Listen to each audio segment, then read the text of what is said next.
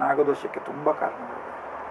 ನೀವು ಆ ಕೊಂಡಿಗಳನ್ನು ಕಳಚಿದರೆ ಅದರ ಆಹಾರದ ಸರ್ಕಲನ್ನು, ಅದು ಮೈಥುನ ಆಗುವಾಗ ನೀವು ಸಮಸ್ಯೆ ಮಾಡಿದರೆ, ಅದರ ರಿಪ್ರೊಡಕ್ಷನಿಗೆ ಮಾಡಿದರೆ, ಗೊತ್ತಿದ್ದೋ ಗೊತ್ತಿಲ್ಲದೆಯೋ ಬೇರೆ ವಿಚಾರ. ನಾಗದೋಷಕ್ಕೆ ಅದು ಈವಾಗ ಮಾಡಿದರೆ ಈವಾಗಲೇ ಫಲ ಬರಬೇಕಂತಿಲ್ಲ. ಕೆಲವು ಸಲ ಏನಾಗ್ತದೆ ಅಂತ ಹೇಳಿದ್ರೆ, ಈ ಒಂದು ಲೈಫ್ನಲ್ಲಿ ಬರುವಾಗ ಬರೋ ಲೈಫಿಗೂ ಬರ್ಬೋದು. ಪ್ರಾರಬ್ಧ ಇಲ್ಲಿ ನಿಮಗೆ ಚೆನ್ನಾಗಿದೆ, ಈ ಜನ್ಮದಲ್ಲಿ ಎಂಥದ್ದು ಬರುವುದಿಲ್ಲ ಅದರ ಅನುಭವಕ್ಕೆ, ಬರುವ ಜನ್ಮದ. ಯಾಕಂದರೆ ನಾನು ನನ್ನ ಗುರುಗಳ ಒಟ್ಟಿಗಿದ್ದ ನಾವು ನೋಡಿದ್ದೇನೆ, ಮುಸಲ್ಮಾನರು ಮಕ್ಕಳದಲ್ಲಿ ಮುಸಲ್ಮಾನ, ಅವರ ತಂದೆ ಹಾವನ್ನು ಕೋಣೆ ಬಾಗಿಲು ಹಾಕಿ ಹೊಡೆದಾಗ ಅದು ಸತ್ತೋದ ಹಾವನ್ನು ತೆಗೆದು ಬೇಲಿ ಮೇಲೆ ಬಿಸಾಡಿ. ನಾವಾದರೆ ಎಲ್ಲಿ ಸತ್ತ ಹಾವಾದರೂ ನಾವು ಅದಕ್ಕೆ ಸಂಸ್ಕಾರ ಮಾಡಿ ಒಂದು ಕ್ರಮ ಮಾಡ್ತೇವೆ, ಒಂದು ದಾನ ದಕ್ಷಿಣ ಹೋಮಗೆಲ್ಲ ಮಾಡಿ ಒಂದು ಊಟ ಹಾಕಿಸಿ, ಅದೊಂದು ನಮಗೆ ದೇವರ ಸೇವೆ ಮಾಡಲಿಕ್ಕೆ ದೊರಕಿದ ಅವಕಾಶ ಅಂತೇಳಿ ನಾವು ಸಂಸ್ಕಾರ ಕ್ರಿಯೆಯನ್ನು ಮಾಡ್ತೇವೆ.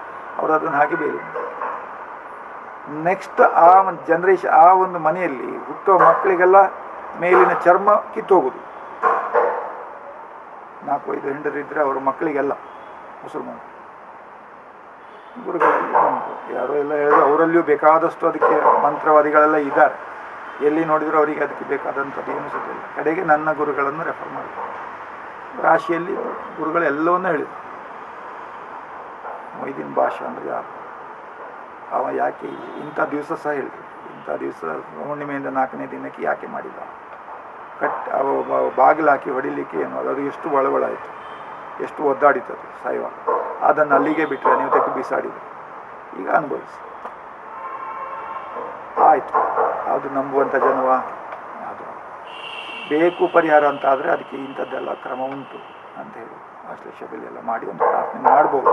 ಆದರೆ ಕ್ಷಮಿಸುವುದು ಬಿಡುವುದು ನಾಗನಿಗೆ ಬಿಟ್ಟ ವಿಚಾರ. ನಾವೇನು ಹೇಳಲಿಕ್ಕೆ, ನಾವು ಒಂದು ವಿಧಾನ ಹೇಳ್ಬೋದು ಅಷ್ಟೇ, ಬಿಟ್ಟರೆ ಅಲ್ಲಿಂದ ಬರುವಂಥದ್ದು ಕಿಕ್ ಬ್ಯಾಕ್ ಏನು ನಾವೀಗಲೇ ಖಾತ್ರಿ ಹೇಳಲಿಕ್ಕೆ ಬರೋದಿಲ್ಲ ಅಂತ. ಕಡೆಗೆ ಅವರು ಬಂದು ಮಾಡಿದರು. ಮಾಡಿ 1 ವರ್ಷ 2 ವರ್ಷ ಆದ ಮೇಲೆ ಹುಟ್ಟಿದ ಮಕ್ಕಳಿಗೆ ಅದು ಕಡಿಮೆ ಆಯಿತು.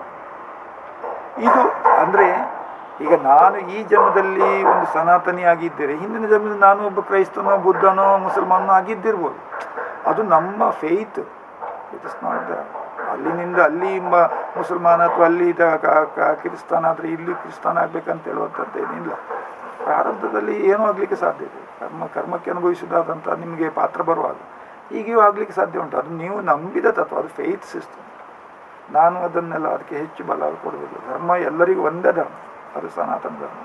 ಯಾರಿಗೂ ನೋವು ಕೊಡೋದು, ಎಲ್ಲರನ್ನೂ ಖುಷಿಯಾಗಿ ಇಟ್ಟುಕೊಂಡು ಎಲ್ಲರೂ ಐಕ್ಯತೆಯಿಂದ ಬಾಳುವುದೇ, ಸಮರಸತೆಯಲ್ಲಿ ಇರುವುದೇ ಧರ್ಮ. ದಾರೀತಿ ಇತ್ಯೇತಿ ಧರ್ಮ. ಈ ಪ್ರೇತ ಅಂತೇಳುವಂಥದ್ದು ಪರಿಕಲ್ಪನೆ ಜೀವನದ ನಂತರ, ಅಂದರೆ ಮರಣಾನಂತರ ಉದ್ಭವಿಸುವಂಥ ಒಂದು ವಿಧಾನ. ಇಲ್ಲಿ ನಾವು ಬಹಳಷ್ಟು ವಿಧಾನದಲ್ಲಿ, ಈಗ ಅಂದರೆ ವೈದಿಕ ವಿಧಾನದಲ್ಲಿ ಬೇರೆ ಆದರೆ, ಜಾನಪದೀಯವಾಗಿ ಅಥವಾ ಆಚರಣೆಗಳಲ್ಲಿ ಪ್ರಕಾರ ಅವರವರ ಒಂದು ಆಚರಣೆಗೆ ಸರಿಯಾಗಿ ಅವರವರ ಪೈತೃಕಗಳು, ಅಂದರೆ ಹಿರಿಯರದ ಒಂದು ಕಾರ್ಯಕ್ರಮವನ್ನು ಮಾಡ್ಕೊಂಡು ಬರ್ತಾರೆ. ಇದು ವಿಧಾನ ಪೈತೃಕ ಅಂತೇಳಿ ನಾವು ಅದನ್ನು ಜ್ಯೋತಿಷಿಕ ಪರಿಭಾಷೆಯಲ್ಲಿ ಹೇಳ್ತೇವೆ. ಪ್ರೇತ ಅಂತೇಳುವಂಥದ್ದು ಒಂದು ಅನಿವೃತ್ತಿ ಆಗದೇ ಇರುವಂಥದ್ದು. ಈಚೆಗೆ ಈ ಲೋಕದ ಸಂಪರ್ಕವೂ ಇಲ್ಲ, ಆಚೆ ಆ ಕಡೆಯೂ ಅದು ಮುಟ್ಟಲಿಲ್ಲ. ನಮ್ಮ ನಂಬಿಕೆಗಳ ಪ್ರಕಾರ ಒಂದು ಜೀವ, ಒಂದು ಆತ್ಮ ಜೀವವನ್ನು ಬದಲಾವಣೆ ಮಾಡ್ತಾನೆ ಇರ್ತದೆ. ಈ ಜೀವದಲ್ಲಿ ಆ ಆತ್ಮ ಇರುವಾಗ ಹೋದ ಆ ಒಂದು ಜೀವದ ಒಂದು ವಿಧಾನವನ್ನು ನಾವು ಜೀವ ಅಂತೇಳಿ ಹೇಳ್ತೇವೆ. ಆ ಒಂದು ಜನ್ಮದಲ್ಲಿ ಅದಕ್ಕೆ ಕಾರಣರಾದವರು, ಅವನ ಹುಟ್ಟಿಗೆ ಕಾರಣರಾದವರು, ಹಾಗೆ ಅವನಿಂದ ಹುಟ್ಟಲ್ಪಟ್ಟವರು, ಅದು ಅವನ ಕುಟುಂಬ ಅಂತೇಳಿ ತಿಳ್ಕೊಳ್ತಾರೆ. ಅವರಿಗೆ ಅವನು ಪಿತೃ, ಅಂದರೆ ಅವನು ಮುಂದೆ ಆ ಆತ್ಮ ಮುಂದಿನ ಜನ್ಮಕ್ಕೆ ಹೋಗಿ ಆಯಿತು, ಪ್ರಯಾಣ ಆಗಿ. ಇಲ್ಲಿ ಆ ಒಂದು ಪರಿಕಲ್ಪನೆ ಯಾಕೆ ಬಂತು? ಪಿತೃಗಳಂತೇಳುವ ಪರಿಕಲ್ಪನೆ ಯಾಕೆ ಬಂತು?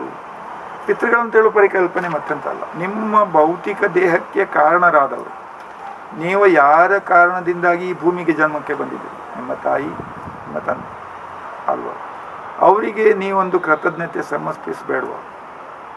ತಂದೆ ನಿಮ್ಮ ಜವಾಬ್ದಾರಿಯನ್ನು ಹೊತ್ತಿದ್ದಾರೆ, ಅಮ್ಮ ನಿಮ್ಮನ್ನು ಹೊತ್ತು ಹೆತ್ತು ಭೂಮಿಗೆ ಹಾಕಿ ನಿಮ್ಮನ್ನು ನೋಡಿ, ನೀವು ಅಸಹಾಯಕ ಸ್ಥಿತಿಯಲ್ಲಿರುವಾಗ ನಿಮ್ಮನ್ನು ಕಾದುಕೊಂಡು ನೀವು ಸ್ವತಂತ್ರರಾಗಿ ಜೀವನ ಮಾಡುವ ತನಕವೂ ನಿಮಗೆ ಅವಳು ಮಾಡಿದೆ. ಅದಕ್ಕೆ ಒಂದು ಕೃತಜ್ಞತೆ ಬೇಡುವ? ಆ ಒಂದು ಪರಿಕಲ್ಪನೆಯಲ್ಲಿ ಪಿತೃಗಳು ಮಾತ್ರೆ ಪಿತೃ ಹೀಗೆ ಒಂದು ಪರಿಕಲ್ಪನೆ ಬರ್ತದೆ.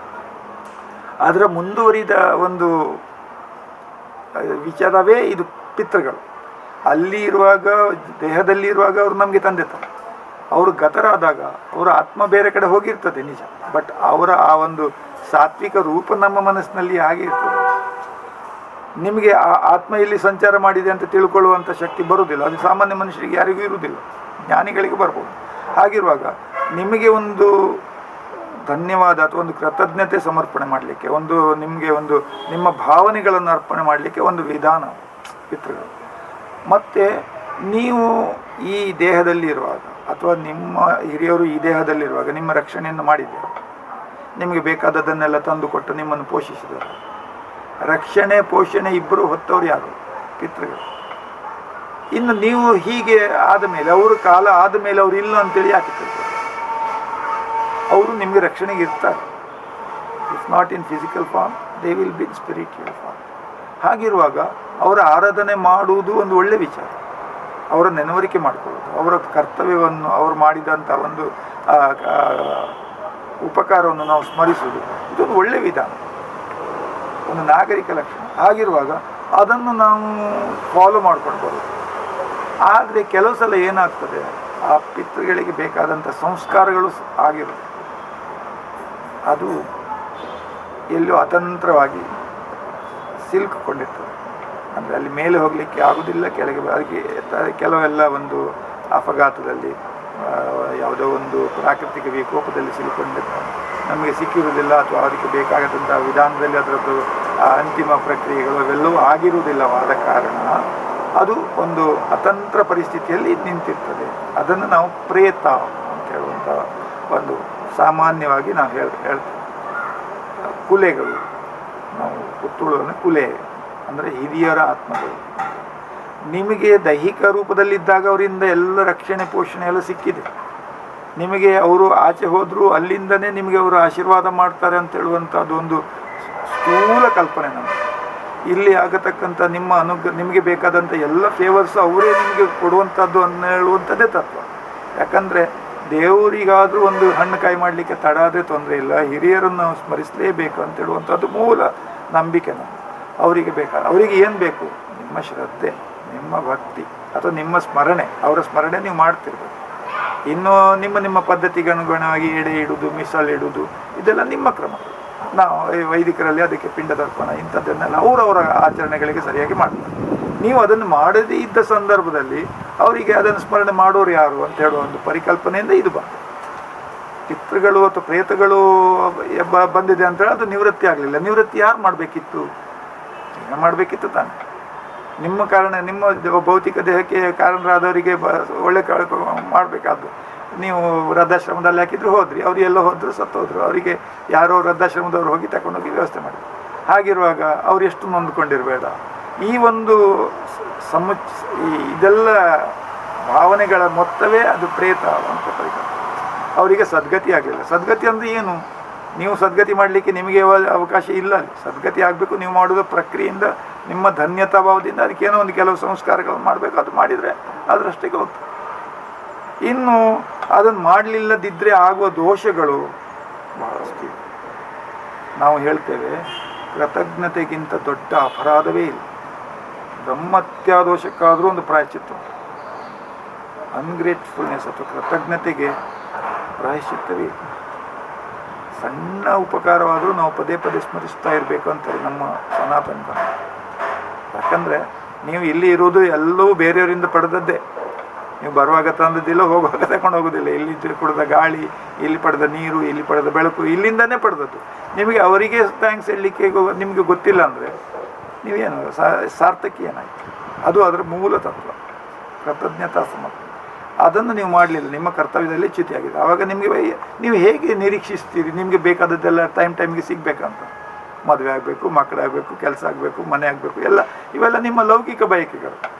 ಆಗದೆ ಹೋದ ಪಕ್ಷದಲ್ಲಿ ಆವಾಗ ಬರೋದಿಲ್ಲ. ಅವರನ್ನೆಲ್ಲ ನೀವು ನೆನಪಬೇಕು. ಯಾಕೆ ಅಂದರೆ ಇಂಥ ಭಾವಗಳು ಇನ್ನು ಮುಂದಿನ ಜನ್ರೇಷನ್ನಲ್ಲಿ ಬರಬೇಕಾಗುತ್ತೆ. ಅದಕ್ಕೋಸ್ಕರ ಇವೆಲ್ಲವನ್ನು ಇಟ್ಟರು. ಅದು ಹೌದು ಸರಿ ನಿಜವೋ ತಪ್ಪ ಅದು ಬೇರೆ ವಿಚಾರ. ಒಬ್ಬೊಬ್ಬರದ್ದು ಒಂದೊಂದು ವರ್ಷನ್ ಇದೆ, ಅದು ಬೇರೆ ವಿಚಾರ. ಲೋಕ ಭಿನ್ನ ರುಚಿ ಏಕಂ ಸತ್ಯ ಪ್ರಾಬಹುದಾವದಂತೆ. ಒಂದೇ ಸತ್ಯವನ್ನು ಬೇರೆಯವರು ಬೇರೆ ವಿಧಾನಾಗಿ ಹೇಳ್ತಾರೆ. ಒಬ್ಬನಿಗೆ ಅಪ್ಪ ಆದರೆ ಇನ್ನೊಬ್ಬನಿಗೆ ತಮ್ಮ ಆಗ್ತಾನೆ, ಇನ್ನೊಬ್ಬನಿಗೆ ಮಗ ಆಗ್ತಾನೆ, ಇನ್ನೊಬ್ಬನಿಗೆ ಅಳಿ ಆಗ್ತಾನೆ. ಹೀಗೆ ಅದು ಸತ್ಯವೇ, ಎಲ್ಲ ಅವರವ್ರ ವಿಚಾರದಲ್ಲಿ ಸತ್ಯವೇ ಹೇಳೋದು, ಮನುಷ್ಯ ಒಬ್ಬನೇ. ಹಾಗಾಗಿ ಅದು ಪ್ರೇತದ ಅಥವಾ ಪಿತೃಗಳಾದ ಅದು ನಾಗನ ಕೈಯಲ್ಲಿ ಸಿಕ್ಕದ ಅಂತ ಹೇಳುವಂಥ. ಇಲ್ಲಿ ನಾಗ ಅಂತ ಹೇಳುವಂಥದ್ದು ನಮ್ಮ ಪೂರ್ವಿಕದಿಂದ ಬಂದದ್ದು ಅಂತ ಹೇಳುವಂಥದ್ದು ಒಂದು ಸ್ಥೂಲ ಕಲ್ಪನೆ. ಜೀವ ಉಗಮ ಆಗುವಾಗ ಪ್ರಥಮವಾಗಿ ಬಂದದ್ದೇ ನಾಗರು ಈ ಲೋಕಕ್ಕೆ ಅಂತ. ಪ್ರಥಮವಾಗಿ ಬಂದದಂದರೆ ನಮ್ಮ ಮೂಲ ಪುರುಷರು ನಾಗನೇ ಅಂತ ಆಯ್ತಲ್ಲ. ಜೀವ ಉಗಮ ಆಗುವಾಗ ಆವಾಗ ಈ ಪ್ರೇತಗಳು ಅಥವಾ ನಿವೃತ್ತಿ ಆಗದೇ ಇರುವಂಥ ಆತ್ಮಗಳು ಸಹ ಅಲ್ಲಿಗೆ ಹೋಗ್ತವೆ. ಆ ಒಂದು ಚಿಂತನೆಯಲ್ಲಿ ಅದು ನಾಗನ ಹತ್ರ ಇರ್ತದೆ ಅಂತ ಹೇಳುವಂಥದ್ದೊಂದು ಭಾವ. ಅದು ನಿಮಗೆ ರಾಶಿಯಲ್ಲಾಗಲಿ ಅಥವಾ ಜ್ಯೋತಿಷಿಕ ಪರಿಭಾಷೆಯಲ್ಲಿ ಪೈತೃಕ ದೋಷ ಬಂದಾಗ ಇಂಥ ಒಂದು ಆರಾಧನಾ ಸ್ಥಳದಲ್ಲಿ ಅದು ಸಿಕ್ಕಿಕೊಂಡಿದೆ ಅಂಥೇಳಿ ಅವರು ಅದನ್ನು ನಿರ್ಧಾರ ಮಾಡ್ತಾರೆ. ಅದಕ್ಕೆ ಬೇಕಾದಂಥ ಪ್ರಕ್ರಿಯೆಗಳು ಇವೆ ಬಿಡಿ. ಅವನ್ನು ಅಲ್ಲಿಂದ ನಿವೃತ್ತಿಗೊಳಿಸಿ ಬೇಕಾದಂಥ ಸಂಸ್ಕಾರಕ್ಕೆ ಒಳಪಡಿಸಿ ಅವರನ್ನು ಹಿಂದಿನ ನಿಮ್ಮ ರೆಗ್ಯುಲರ್ ಏನು ಮಾರ್ಗದಲ್ಲಿ ಅವರನ್ನು ಮುಂದುವರಿಸಿಬಿಡುವುದು ಅಂಥ ಪ್ರಕ್ರಿಯೆಗಳಿದ್ದಾವೆ. ಪ್ರೇತ ಅಶುದ್ಧ ಹೇಗಾಗ್ತದೆ? ಪ್ರೇತ ಅಶುದ್ಧ ಅಂತೇಳಿ ನಾವು ತಿಳ್ಕೊಳ್ಬೋದು. ಪ್ರೇತ ಒಂದು ಅತಂತ್ರ ಸ್ಥಿತಿಯಲ್ಲಿರುವಂಥ ಒಂದು ಆತ್ಮ. ಅದು ಅಶುದ್ಧವೋ ಶುದ್ಧವೋ ಅಂತ ನಿರ್ಣಯ ಮಾಡಲಿಕ್ಕೆ ನಿಮಗೆ ಯಾರು ಕೊಟ್ಟು? ನಿಮಗೆ ಅದೆಂಥದ್ದು ಪ್ರೊಫೈಲ್ ಇಲ್ಲ, ನಿಮಗೆ ಏನಾದ್ರು ಜವಾಬ್ದಾರಿ ಅಲ್ಲ. ಅಶುದ್ಧವೋ ಶುದ್ಧವೋ ಆದದ್ದು ನಿರ್ಣಯ ಮಾಡಬೇಕಾದ ಶಕ್ತಿ ಮೇಲಿಂದ. ಅದು ಅಶುದ್ಧ ಅಂತ ಹೇಳುವಂಥದ್ದು ಶುದ್ಧ, ಅದು ಮಾಡಿದ ಕರ್ಮಗಳ ಮೊತ್ತಕ್ಕೆ ಸರಿಯಾಗಿರ್ತದೆ. ಮಾಡಿದ್ದು ಒಳ್ಳೆದಿದ್ದರೆ ಶುದ್ಧವಾಗ್ಬೋದು, ಮಾಡಿದ್ದ ಕರ್ಮವೇ ನೆಗೆಟಿವಿಟಿ ಜಾಸ್ತಿ ಇದ್ದರೆ ಅಶುದ್ಧವೂ ಇರ್ಬೋದು. ಅದು ನಿರ್ಣಯ ಮಾಡಲಿಕ್ಕೆ ನಮ್ಮ ಹತ್ರ ಅಕೌಂಟ್ ನಮ್ಮ ಹತ್ರ ಇಲ್ಲ.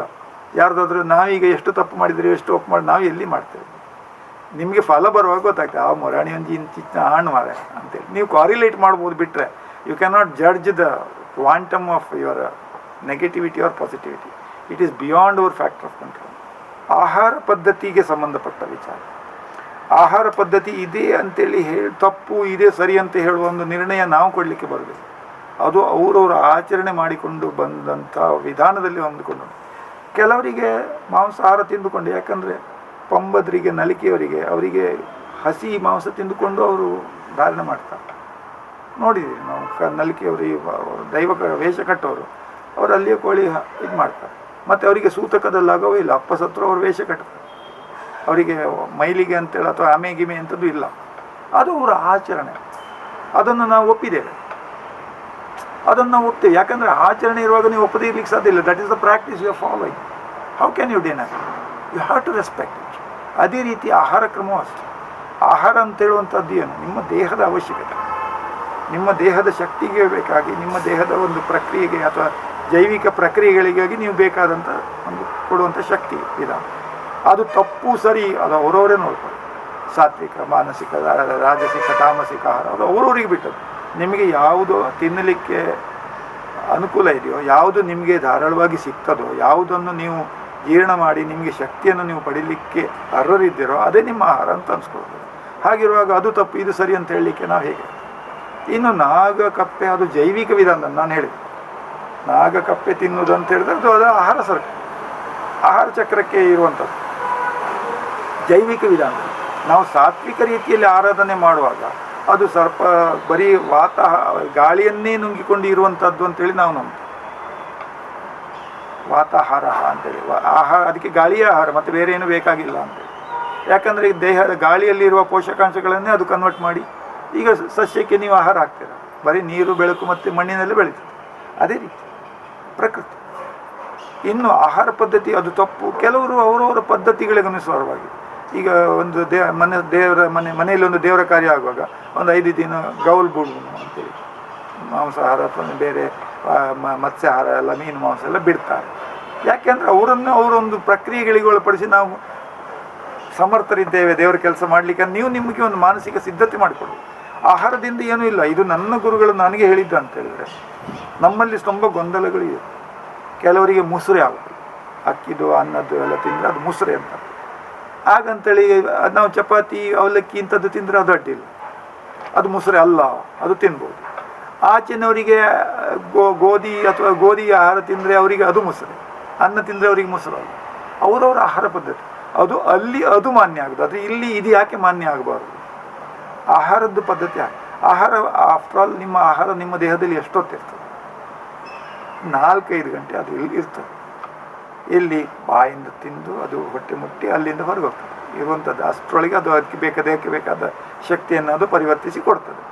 ಅದಕ್ಕೆ ಅಷ್ಟು ಮಹತ್ವ ಕೊಡಬೇಕಾದಂಥ ಎಂಥ ಅವಶ್ಯಕತೆ ಇರುವುದು ಇದಕ್ಕೆ, ಯಾವುದು ನಿಮ್ಮ ಮನಸ್ಸಿನ ಭಾವಕ್ಕೆ. ಅದು ಶುದ್ಧವಾಗಿರಬೇಕು. ಅದು ಶುದ್ಧ ಇದ್ದರೆ ಇದೆಲ್ಲವೂ ನಗ ಉಂಟು.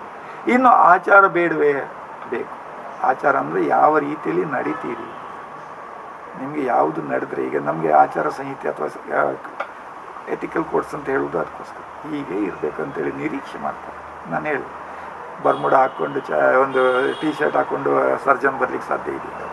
ಅವನಿಗೆ ಒಂದೇ ಆದಂಥ ಒಂದು ಅಟೈರ್ ಇದೆ, ಅದನ್ನೇ ಅವನು ಫಾಲೋ ಮಾಡ್ತಾನೆ. ಯಾಕಂದ್ರೆ ನೋಡಿದವರಿಗೆ ಅದು ಗೌರವ ಉಕ್ಕು ಆಗಿರುತ್ತೆ. ಅವ್ರ ಮೇಲೆ ಭರವಸೆ ಬರಬೇಕು, ಅವ್ರ ಮೇಲೆ ನಂಬಿಕೆ ಬರಬೇಕು, ಅವ್ರ ಮೇಲೆ ಶ್ರದ್ಧೆ ಇರಬೇಕು. ಆಗ ಅವನದ್ದೇ ಒಂದು ಲುಕ್ಔಟ್ ಕೊಡಬೇಕಲ್ಲ. ಒಂದು ಕೈಯಲ್ಲಿ ಬೀಡಿ, ಒಂದು ಕೈಯಲ್ಲಿ ಹೀರಿ ಮಾಡಿಕೊಂಡ್ರೆ ಅವನಿಗೆ ಯಾರು ನಂಬ್ತಾರೆ? ಅದೇ ರೀತಿ ನಾವು ಸಹ ನಮಗೆ ಆಹಾರ ಸಂಹಿತೆ, ವಸ್ತ್ರ ಸಂಹಿತೆ, ನೀತಿ ಸಂಹಿತೆ, ಅದಕ್ಕೋಸ್ಕರ ನಾವೇ ನಮಗೆ ಹಾಕ್ಕೊಂಡದ್ದು ಪ್ಯಾರಾಮೀಟರ್ಸ್. ಅಷ್ಟರೊಳಗೆ ನಾವಿರ್ಬೇಕು.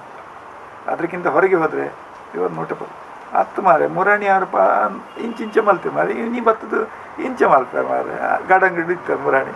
ದೈವದ ಪಾತ್ರೆಗಳಿಗೆ ಯಾವುದೇ ವಿಧಿ ನಿಷೇಧ ಇರಲಿಕ್ಕೆ ಸಾಧ್ಯ ಇಲ್ಲ. ಯಾಕಂದರೆ ಅವರು ಆ ಒಂದು ಹೊತ್ತಿಗೆ ಕ್ಷಣಕ್ಕೆ ಮಾತ್ರ ಬರೋದು. ನೀವು ಬಲ್ಮೆ ಇದು ಅಥವಾ ನೀವು ಮದಿಪಿಟ್ಟ ಬರ್ತದೆ ಆವೇಶ, ಆಮೇಲೆ ಅವ್ರದ್ದು ಆಚರಣೆ ಏನಿದೆ ಅದು ನೀವು ಪದ್ಧತಿಯ ಮೇಲೆ ಹೋಗ್ತದೆ.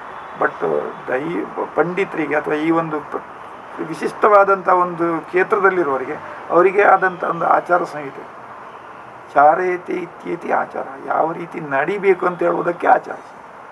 ಹೀಗೆ ಮಂಜುಳು ಅಥವಾ ಅರಿಶಿನ ಅಂತ ಹೇಳುವಂಥದ್ದು ನಾಗನಿಗೆ ತುಂಬ ಪ್ರೀತಿ. ಅವನ ಬಣ್ಣವೂ ಪ್ರೀತಿ. ನಾಗ ಮತ್ತು ನಿಮಗೆ ಗೊತ್ತುಂಟು ಅರಿಶಿನದಲ್ಲಿ ಎಷ್ಟು ವೈದ್ಯಕೀಯ ಗುಣಗಳಿದೆ. ಆ್ಯಂಟಿ ಯಾವುದು ಸೆಪ್ಟಿಕ್ ವ್ಯಾಲ್ಯೂಸ್, ಒಂದು ಜೀವದ ಒಂದು ಬೆಳವಣಿಗೆಯನ್ನು ಅದು ಕುಂಠಿತಗೊಳಿಸ್ತದೆ. ಕ್ರಿಮಿಗಳದ್ದಾಗಲಿ ಶುದ್ಧೀಕರಣಕ್ಕಾಗಿ ಅದರದ್ದೇ ಗುಣಗಳಿದೆ. ಆ್ಯಂಟಿ ಆಕ್ಸಿಡೆಂಟ್ ವ್ಯಾಲ್ಯೂಸ್, ದೇಹದ ಒಳಗೆ ಹೋದಾಗ ಹೊರಗಿನಿಂದ ಅದು ಆ್ಯಂಟಿಸೆಪ್ಟಿಕ್ ಆಗ್ತದೆ. ಇವೆಲ್ಲವೂ ಗುಣಗಳಿರುವಾಗ ನಾಗನನ್ನು ನಾವು ಹೆಚ್ಚಾಗಿ ಆರಾಧನೆ ಮಾಡುವಂಥದ್ದು ಚರ್ಮ ವ್ಯಾಧಿಗಳಿಗೆ ಸಂಬಂಧಪಟ್ಟ. ಚರ್ಮ ವ್ಯಾಧಿಗಳಿಗೆ ಏನು ಬೇಕು ಹೇಳಿ? ಚರ್ಮ ಅಂದರೆ ಚರ್ಮಕ್ಕೆ ವ್ಯಾಧಿ ಬರುವುದು ಯಾವಾಗ? ಇಂಟ್ರೂಷನ್ಸ್, ರೋಗಾಣುಗಳು ಒಳಗೆ ಬರುವಾಗ ಅದು ಯಾವುದೋ ಒಂದು ರೀತಿಯಲ್ಲಿ ಚರ್ಮದಿಂದವೋ ಮೂತ್ರದಿಂದವೋ ಹೊರಗಡೆಯಿಂದವೋ ಅದು ಹೋಗಬೇಕು. ಅದು ಹೊರಗೆ ಬರಲಿಕ್ಕೆ ನೀವು ಮಾರ್ಗ ಹುಡುಕುವಾಗ ಅದು ವ್ಯಾಧಿಯ ರೂಪದಲ್ಲಿ ಬರ್ತದೆ. ಆವಾಗ ನೀವು ಅರಿಶಿನವನ್ನು ಪ್ರಯೋಗ ಮಾಡಿದರೆ ಅಥವಾ ದೇವರ ಪ್ರಸಾದ ಅಂತೇಳಿ ನೀವು ಅಲ್ಲಿ ಹಚ್ಚಿದರೆ ಅದರ ಕೆಲಸ ಆಗ್ತದೆ. ಆ ಒಂದು ವಿಧಾನ. ಇನ್ನು ಪರಿಶುದ್ಧತೆಗೆ ಇನ್ನೊಂದು ಹೆಸರೇ ಮಂಜುಳು, ಅಂದರೆ ಶುದ್ಧವಾಗಿರ್ತದೆ. ಅರಿಶಿನ ನೀರು ಹಾಕಿ ಚೊಕ್ಕ ಮಾಡುವುದು ನೀವು ನೋಡಿರ್ಬೋದು. ಹೀಗೆ ಇವೆಲ್ಲ ಕಾರಣಕ್ಕಾಗಿ ನಾವು ದೇವರ ನಾಗನ ಇದರಲ್ಲಿ ಆ ಅನುಷ್ಠಾನ ಉಪಾಸನೆಗಳಲ್ಲಿ ಮಂಜುಳಿಗೆ ಹೆಚ್ಚು ಸಿಗ್ನಿಫಿಕೆನ್ಸ್, ಮಹತ್ವ ಕೊಟ್ಟಿದೆ ಅಷ್ಟೇ. ಅದಕ್ಕೆ ಇರುವಂಥದ್ದು ವೈದ್ಯಕೀಯ ಮಹತ್ವಗಳು, ಅದಕ್ಕೆ ಇರುವಂಥದ್ದು ಗುಣಗಳು, ಅದಕ್ಕೆ ಇರುವಂಥದ್ದು ಮಹತ್ವಿಕೆಗಳು. ಇದು ಅದರಲ್ಲಿ ಮಂಜುಳು. ಇವೆಲ್ಲವೂ ನಾನು ಇಲ್ಲಿ ಅಭಿವ್ಯಕ್ತಪಡಿಸಿದಂಥದ್ದು ಇವೆಲ್ಲವೂ ಅಲ್ಟಿಮೇಟ್ ಅಲ್ಲ. ಇದು ಇನ್ನೂ ಮುಂದಿನ ಒಂದು ಕಾಲಘಟ್ಟಕ್ಕೆ, ಮುಂದಿನ ಒಂದು ಪೀಳಿಗೆಗೆ ಜನರಿಗೆ ಅರ್ಥ ಮಾಡಿಕೊಳ್ಳಿಕ್ಕೆ ಬೇಕಾಗ್ತದೆ. ಯಾಕಂದರೆ ನಾಗಾರಾಧನೆ, ದೈವಾರಾಧನೆ, ಭೂತಾರಾಧನೆ ಇವೆಲ್ಲ ನಮ್ಮ ನಂಬಿಕೆಗಳು. ನಮ್ಮಲ್ಲಿರುವ ಅಂತಃಸತ್ವವನ್ನು ಎಚ್ಚರಿಸಿ ನಮ್ಮನ್ನು ನೈತಿಕ ಮಾರ್ಗದಲ್ಲಿ ನಡೆಸಲಿಕ್ಕೆ ಇರುವಂಥ ವಿಧಾನಗಳು. ಅದೇ ರೀತಿಯಲ್ಲಿ ಅದನ್ನು ಇಟ್ಕೊಳ್ಳೋದು. ಏನೋ ಒಂದು ನಿಮ್ಮ ಹತ್ರ ಒಂದು ಪ್ರದರ್ಶನ ಮಾಡಲಿಕ್ಕೆ ಇಂಥ ವಿಧಿವಿಧಾನಗಳು ಅಲ್ಲವೇ ಅಲ್ಲ. ಇದು ಮೂಲಭೂತವಾಗಿ ಅದೇ ಮಟ್ಟದಲ್ಲಿ ಇರಬೇಕು. ನಂಬಿಕೆ ಅಂತ ಹೇಳುವಂಥದ್ದು ನೀವು ಎಷ್ಟು ಮಟ್ಟಿಗೆ ಅದರಲ್ಲಿ ಇನ್ವಾಲ್ವ್ ಆಗ್ತೀರೋ ಅಷ್ಟು ಮಟ್ಟಿಗೆ ನಿಮಗೆ ಕಿಕ್ಬ್ಯಾಕ್. ಇದನ್ನು ಮನಃಶಾಸ್ತ್ರವು ಒಪ್ತದೆ. Whenever you are going to attract the good things will come to. ಇದನ್ನು ನೀವು ಸೈಕ್ಯಾಟ್ರಿ ಅಲ್ಲಿ ಮೇನ್ ಪಾಠವೇ ಇದೆ. If you attract good things will come to you. ಇದು ತತ್ವ. ಇದೇ ರೀತಿ ನಮ್ಮದು ಈ ದೈವಾರಾಧನೆ, ಭೂತಾರಾಧನೆಗಳೆಲ್ಲವೂ ಆಗಿ ಒಳ್ಳೇದು ಮಾಡಬೇಕು. ದೈವ ಎಲ್ಲಿಯೂ ಕೆಟ್ಟ ಕೆಲಸ ಮಾಡಿದವರಿಗೆ ರಕ್ಷಣೆ ಕೊಡೋ ಪ್ರಶ್ನೆ ಇಲ್ಲ. ನ್ಯಾಯ ಇತ್ತಿಂಡಿ ಅಂತೂ ಅನ್ವಯ ಧರ್ಮದ ನಡಪಾಡು ಕೊರ್ಪೆ ಏನು ನುಡಿ ಅವನದ್ದು ಅಲ್ವಾ? ಬಂದಾಗ ಕೊಡೋ ನುಡಿಯೇ ಹಾಗೆ. ಅದೇ ರೀತಿ ಸತ್ಯಕ್ಕೆ, ನ್ಯಾಯಕ್ಕೆ, ಧರ್ಮಕ್ಕೆ ಚ್ಯುತಿ ಆದಾಗ, ನೊಂದಾಗ ಕೊಟ್ಟ ದೂರು ಕೂಡಲೇ ಆಕ್ಸೆಪ್ಟ್ ಆಗ್ತದೆ, ನಡೆಸಲ್ಪಡ್ತದೆ. ನಾವೆಲ್ಲ ತುಂಬ ಉದಾಹರಣೆಗಳನ್ನು ನೋಡ್ತೇವೆ. ಉದಾಹರಣೆಗಳು ತುಂಬ ಇದೆ. ನಡೆಸಲ್ಪಟ್ಟು ಕಾರ್ಣಿಕ ಅಂತೇಳಿ ನಾವು ಅದನ್ನು ಆಡು ಭಾಷೆಯಲ್ಲಿ ಹೇಳ್ತೇವೆ. ಕಾರ್ಣಿಕ ಅಂದರೆ ಅದೇ, ನೀವು ಹೇಳಲ್ಪಟ್ಟದ್ದು ಕೂಡಲೇ ಆಕ್ಸೆಪ್ಟ್ ಆಯಿತು, ಕೂಡಲೇ ವರ್ಡಿಕ್ಟ್ ಬಂದಾಯಿತು. ಹಾಗೆ ಅದನ್ನೇ ನಾವು ತಿಳಿಸೋದು. ಇವೆಲ್ಲವೂ ನಿಮ್ಮ ಯಾದೃಶಿ ಭಾವೇನ ತಾದೃಶಿ ರೂಪೇಣ. ಎಷ್ಟು ನೀವು ಗಾಢವಾಗಿ ನಂಬ್ತೀರಿ ಅಷ್ಟು ಗಾಢವಾಗಿ ನೀವು ಅದಕ್ಕೆ ಆ ಅನುಭೂತಿಗೆ ನೀವು ಬರ್ತೀರಿ. ಇದು ಅದರ ಹಿಂದಿನ ತತ್ವ. ಇಲ್ಲಿ ಅವರವರ ಮನೋಭಾವ, ನೀವು ಹೇಗೆ ಅದನ್ನು ಅಳವಡಿಸಿಕೊಳ್ತೀರಿ, how you inculcate those values within you, ನಿಮ್ಮನ್ನು ನೋಡಿ ಇನ್ನೂ ಪ್ರಭಾವಕ್ಕೆ ಒಳಗಾಗ್ತದೆ. ಅಂದರೆ ಇದು ನಿಮ್ಮ ಸ್ವಭಾವನ್ನಾಗಿ ಮಾಡಿಕೊಂಡ್ರೆ ನಿಮ್ಮಿಂದ ಬೇರೆಯವರು ಪ್ರಭಾವಕ್ಕೆ, ಅದು ಸಮಾಜ ಒಂದು ಒಳ್ಳೆಯ ಸಮಾಜ ಆಗುವುದಿಲ್ಲ. ಅದ್ರ ಚಿಂತನೆ ಹಾಗೆ. ನಮ್ಮ ಹಿರಿಯರು ಅದನ್ನು ಅಂಥ ಉದಾತ್ತ ಗುಣಗಳನ್ನು ಇಟ್ಟುಕೊಂಡೇ ಇಂಥ ಒಂದು ಪ್ರಕ್ರಿಯೆಗಳನ್ನು ಅವ್ರು ಮಾಡಿ, ನಂಬಿಕೆಗಳು, ಶ್ರದ್ಧೆ, ಮತ್ತು ಇಲ್ಲದಿದ್ದರೆ ದೇವರು ಅಂತೇಳೋ ಪರಿಕಲ್ಪನೆ ಯಾಕೆ ಬರುತ್ತೆ? ದೇವರ ಅಗತ್ಯ ಎಂಥದ್ದುಂಟು ಕೇಳ್ತಾರೆ ನಮ್ಮ ಹತ್ರ. ದೇವರು ಬೇಕಾ ನಮಗೆ? ದೇವರು ನಮಗೆ ಬೇಕು, ದೇವರಿಗೆ ನಾವು ಬೇಕಾಗಿಲ್ಲ, ನಮಗೆ ಬೇಕು ದೇವರು. ಯಾಕೆ? ನಿಮ್ಮ ಭಾವನೆಗಳನ್ನು ನೀವು ಏಕಕೇಂದ್ರೀಕೃತಗಳು, ಯಾಟು ಇಂಟಿಗ್ರೇಟ್. ನಿಮ್ಮಲ್ಲಿ ಒಂದು ಧನ್ಯತಾ ಭಾವನೆ ಬರಬೇಕು. ನಿಮಗೆ ಹೇಗೆ ಒಬ್ಬರು ಮಾಡಿದರೆ ಅಪ್ರಿಷಿಯೇಷನ್ ಮಾಡಿದೆ, ನಿಮ್ಮ ಕೆಲಸವನ್ನು ಒಬ್ಬರು ಏತು ಕೊರ್ಲಾ ತಂಡಿಯಾ ಅಂತೇಳಿ ಹೇಳಿದರೆ ಎಷ್ಟು ಖುಷಿ ಆಗ್ತದೆ ನಿಮಗೆ? ಹಾಗೆ ಅಲ್ವ? ನಿಮಗೆ ಆ ಧನ್ಯತಾ ಭಾವ, ಆ ಒಂದು ಪರಿಪೂರ್ಣತೆ ಎಲ್ಲಿಂದ ಬರ್ತದೆ? ಅದನ್ನೇ ನಾವು ಈ ಯಾವ ಪಾಡಿನ ಮಾತು ಪಾಡಿ ಮಾರೆ, ಅಟ್ಟಿಲ ಆತಿ ಎಡ್ಡೆ ಅತಿಚಿ. ಅಟ್ಟಿಲು ಒಳ್ಳೆಯದಾದರೆ ಅಡುಗೆನಿಗೆ ಎಷ್ಟು ಹೋಗುತ್ತೆ, ಶೋಕದ ಏನು ಆತಂದ ಒಂಜಿ ಐಟಮ್. ಹಾಗೆ ಎಲ್ಲವೂ ಅದೇ ರೀತಿಯಲ್ಲಿ ನಡೆದು, ಹಾಗಿದ್ದಾಗ ಅದು ಸಾಮರಸ್ಯ, ಹಾರ್ಮೋನಿಯಸ್. ಇವೆಲ್ಲವು ಹೇಳುವಷ್ಟು ಹೇಳಿದ್ದೇನೆ. ಏನಾದರೂ ತಪ್ಪು ಒಪ್ಪುಗಳು ಇದ್ದಿರ್ಬೋದು, ಅದನ್ನು ದಯವಿಟ್ಟು ಹೆಚ್ಚು ವಿಮರ್ಶೆಗೆ ಒಳಪಡಿಸಿದೆ. ಅದರಲ್ಲಿರುವ ಮೂಲ ತತ್ವ ಹಂಸ ಕ್ಷೀರ ನ್ಯಾಯದ ಹಾಗೆ ಅದನ್ನು ಸ್ವೀಕರಿಸಿ ಕ್ಷೀರವನ್ನು ಮಾತ್ರ ನೀರನ್ನೆಲ್ಲ ಬಿಟ್ಟು ಅಷ್ಟೇ. ನನ್ನ ಮನಸ್ಸಿನ ಭಾವನೆಗಳು, ನಾನು ನೀವು ಕೊಟ್ಟ ಒಂದು ಪ್ರಶ್ನಾವಳಿಗೆ ಸಂಬಂಧಪಟ್ಟಂತೆ ನಾನು ಹೇಳಿದ್ದೇನೆ. ನನಗೆ ತಿಳಿದ ಮಟ್ಟಿಗೆ, ನಾನು ಓದಿ ಅಥವಾ ತಿಳಿದುಕೊಂಡ ಮಟ್ಟಿಗೆ, ಅಥವಾ ನನ್ನ ಗುರುಗಳಿಂದ ಬಂದ ಒಂದು ವಿಧಾನದ ಮಟ್ಟಿಗೆ ಹೇಳಿದ್ದೇನೆ. ತಪ್ಪುಗಳು ಇರ್ಬೋದು, ನಾನೇನು ಪರಿಪೂರ್ಣ ಅಂತ ನಾನು ಹೇಳ್ಕೊಳ್ತಾ ಇಲ್ಲ. ಯಾವತ್ತೂ ಬದಲಾವಣೆಗಳಿಗೆ ನಮ್ಮನ್ನು ನಾವು ಒಡ್ಡಿಕೊಳ್ಬೇಕು. ಇದು ಬೆಳವಣಿಗೆ ಅಲ್ಲ. ಬೆಳವಣಿಗೆ ಆಗಬೇಕಾದ್ರೆ ಬದಲಾವಣೆ ಇದ್ದೇ ಇರ್ತದೆ. ಅದೇ ಅವರು ಹಾಕಿದ್ದೇ ಕುರುಡ ಹಿಡಿದದ್ದೇ ಬಡ್ತಿಗೆ ಅಂತೇಳಿ ಹೇಳುವಂಥದ್ದು ತತ್ವ ಇದ್ದರೆ ಬೆಳೀಲಿಕ್ಕೆ ಅವಕಾಶ ಇಲ್ಲ. ಹೊಸ ಚಿಗುರು ಹಳೆ ಬೇರು ಕೂಡಿರಲು ಮರಸಬಹುದು ಹೀಗೆ ಹೇಳ್ತಾರೆ. ಹಾಗಾಗಿ ನಮ್ಮ ತತ್ವಗಳನ್ನು ಹಾಕು, ಆದರೆ ಆ ಹಿಂದಿನ ಬೇರುಗಳಿಗೆ ಮರ್ಯಾದೆ ಕೊಡು. Roots from where we came up, ಅದಕ್ಕೆ ನಾವು ರೆಸ್ಪೆಕ್ಟ್ ಕೊಡೋದು. ಅವರ ಒಂದು ಭಾವನೆಗಳಿಗೆ ನಾವು ಗೌರವ ಕೊಡೋದು. ಹಾಗಾದಾಗ ಅಲ್ಲಿ ಒಂದು ಪರಿಪೂರ್ಣತೆ ಬರಲಿಕ್ಕೆ ಸಾಧ್ಯ. ಅದು ಅದರದ್ದೇ ಏನು ಅದರದ್ದು ಒಂದು ಫಲಗಳಿವೆ, ಅದು ಬಂದೇ ಬರ್ತದೆ. ಇದು ಮೂಲಭೂತ. ಧನ್ಯವಾದಗಳು. ಕೃಷ್ಣ ಅರ್ಪಣೆ.